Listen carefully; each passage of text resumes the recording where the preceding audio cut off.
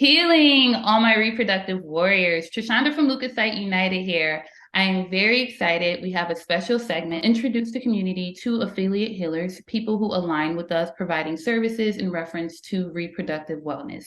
Today, I would like to introduce to you Miss Lucinda, Lucinda's House. Lucinda, please tell us some more about yourself. I'm a native of Connecticut. I've lived here all my life. I always, I guess, had a passion for helping people. I know a lot of people say that, but I really did. I was always like wanting to be that nurturer, I guess. So I think that's where my roots come from.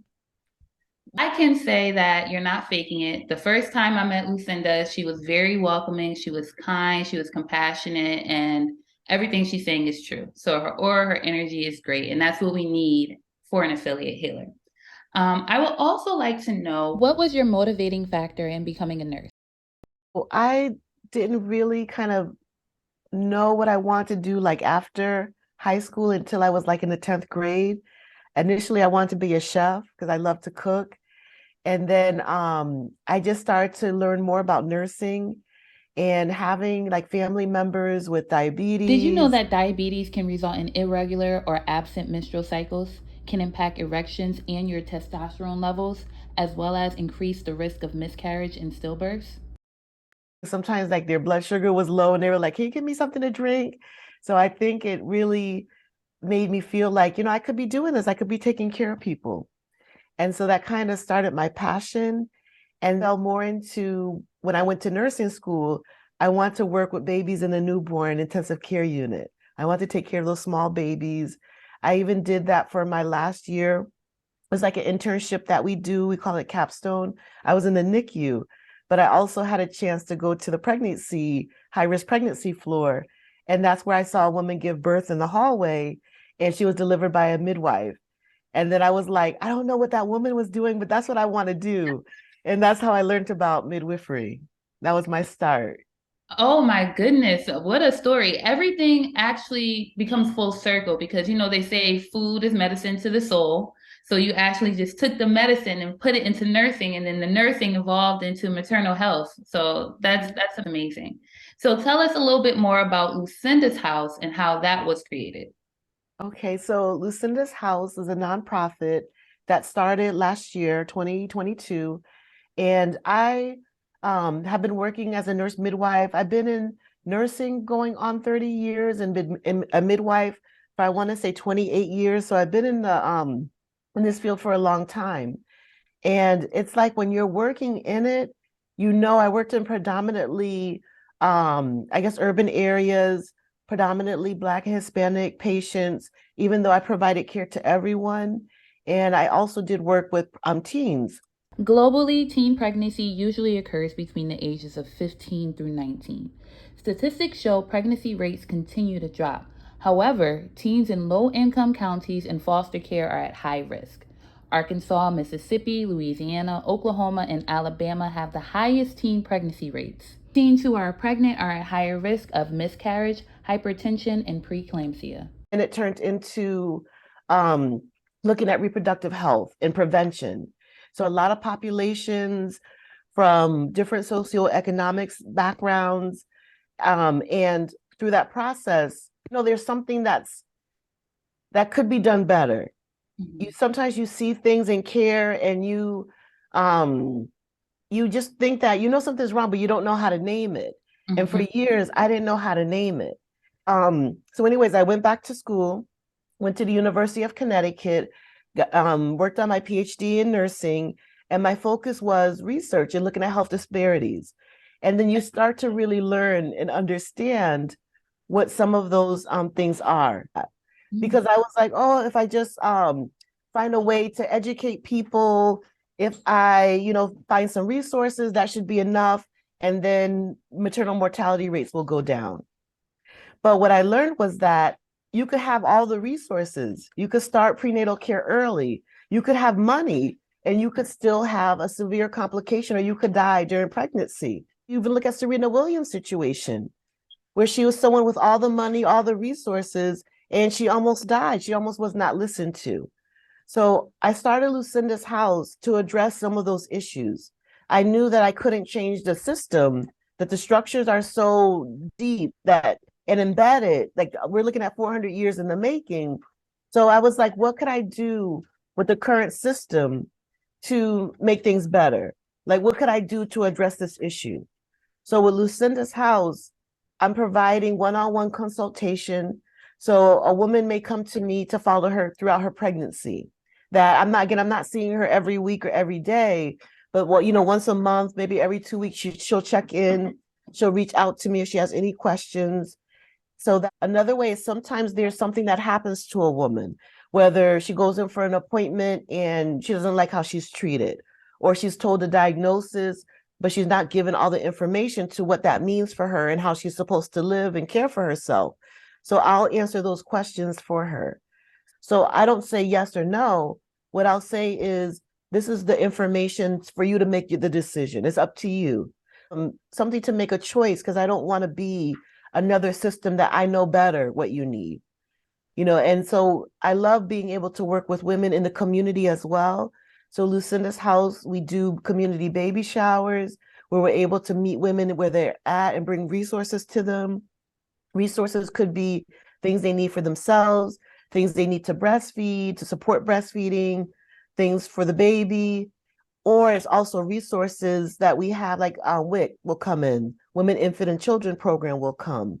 We've had Wheeler Clinic come and provide information, just so that people know like what's available. So we bring resources in, and we also will have smaller events where we talk about more sensitive conversations. Like, although like we're focusing on really preventing maternal health complications, but I also want to go deeper than that. I want to improve someone's experience of care. So I want them to be able to have a dialogue with their provider when they go in.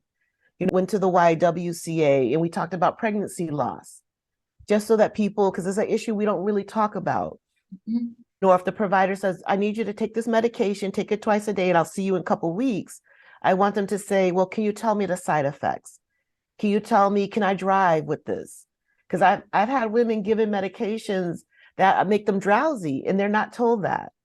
So I want them to be able to say, tell me what should I look out for? When should I call you if there's a concern? So it's really just about empowering women. It sounds very empowering. You have a multitude of layers of experience, starting with minorities, which is great. And it opened you to systematic racism in certain areas. And you have implemented a system to break down those barriers, offering women resources, offering them a safe space, also advocating them and guiding them to prepare themselves for those physician visits so they can leave feeling like they actually received some knowledge and that they were heard and that it was a game plan that they created together and they just weren't guided to do this and do that. They truly understand the treatment plan that has been presented to them. You're like a big sister. You're like a big sister, like a little angel holding everyone's hand throughout their process to make sure their pregnancy is well, to make sure that they're educated, that their money's right, that they know how to talk to the doctor. That is amazing. So thank you for that. Thank you. You're welcome. Now, you do all of these amazing things that we just mentioned. How much does it cost? So right now I have a grant that will provide services for free. And what I would like to do is to continue that, because I feel like I want to have I do want to have money to have resources. So a lot of what we do at Lucinda's House comes from donations. But for the woman coming in, I don't want her to have to worry about that. And sometimes because I do provide that, women think that the services are for, if I'm low income, if I don't have insurance. And really, it's for everyone. Because when we're looking at maternal mortality and we're looking at, or you have a life-threatening condition during pregnancy, that can happen to anyone. Since 2018, the U.S. maternal mortality rates continue to increase. Many people speculate the increase was due to the restrictions in place during COVID. Please keep in mind, Black women are 3 times more likely to experience maternal mortality. When you're a person of color in this country, you could have all the money in the world, you could have the best insurance, and you could still be at risk. And I feel like we all need support. Even if you have a bunch of degrees, you still want to be supported when you go in for your care. I feel like, again, these services are open to anyone, but I really want to make it so that you don't have to worry about, I don't have, I don't have insurance. Are you still going to see me? Or I don't, you could make a lot of money, but do you have your car payment? You have rent, food now. I feel like I need a part-time job just to buy food. Especially I have a Eggs 13-year-old. $9. Eggs are $9 in the grocery store. I had to Yes. put them back. I had to put them back. Yes, yes. And I have a 13-year-old son who he's growing. He's like 6 feet now. And I used to have leftovers. I don't have leftovers anymore because of him. So anyways, I'm just saying we all have those challenges where we rather have our money because I feel healthcare should be free anyways. But I won't go down that road, but that's how I feel. But it's like so many people, it's just to get healthcare is a stress. So Mhm. whatever I can do to take that stress away, that's what I want to be able to do. They say that like we're seeing these health outcomes, especially among Black women, because of the stress related to racism. So what can I do to help alleviate that stress? I can't take it away 100%, but if I can say, I'm just here for you, whatever you need. If there's something I can help with, I want to help you. To me, that's priceless. And if that can help decrease someone's stress, that's what I want to be able to do. A true gem, ladies and gentlemen. A true gem. That was key. I might even start the video with that. Yes, that was good. Now it comes to Black maternal health, because we understand Lucinda's House is open to everyone. It's not just Black women in general, it's any woman in need of assistance. Yes. But when it comes to Black maternal health, what is one false narrative versus one true narrative you would like to share with the community? Oh, that's a good one. I'll name a couple because they kind of go together. One is that we don't understand, we exaggerate our pain. Or what goes along with that is that we don't understand our bodies. And those are two false situations. They try to dismiss it when there's something more serious happening. To go along with what is true is that we know what we need to solve our problems. When we're looking at maternal health, when we're looking at maternal deaths, we really all have a role in making sure that women are taken care of. And we're all part of the system. The system is flawed, and we're all part of that system. And any one of us could become a part of that system, regardless of our race. We could become a part of that system that's destroying our communities. So it's just very important to say, oh, everything is good. Instead, say, what can I do to make things better? Yes, And it ma'am. starts with listening and talking to Black women and having honest conversations. Yes, ma'am. So you gave us a couple of false narratives. Guys, your false narratives is that Black women do not know their bodies Mhm, and that we are not in pain. But the mhm. truth is that we actually do care. We're just looking to be heard. Yes, yes. And just trust us that we know. And sometimes I'll talk with women and they're telling me what they're going through. And I say, you have to trust your body. Nobody knows your body like you. So trust your body. Please tell us about your next upcoming event. Okay, so we have a couple things coming up. We want to do a showing of the documentary Birthing Justice, showing it in March. So soon you'll see us advertising for that. It will be at Real Artways. It's a documentary that is following some midwives, some experts in maternal health, and even talking about it on a political level. So it's going to be an important documentary to see. We are preparing for Black Maternal Health Week. So there is going to be an event at the University of Massachusetts Amherst. We're going to have something just to bring awareness to maternal health. So out that way where I work, but also in the local community, we're going to have an art and poetry show at Samela Cafe that's located in Hartford. And we are preparing for a community baby shower.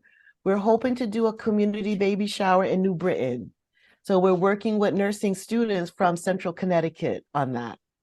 That is beautiful. Look at all of these wonderful resources. So you're able to join Lucinda's House free of charge. She's a professor. She's an experienced nurse that has a board of directors that are all experienced and credentialed in healthcare. You can utilize her resources via Lucinda's House, but she also is having this birthing justice moment coming in March, a great documentary that everyone should access.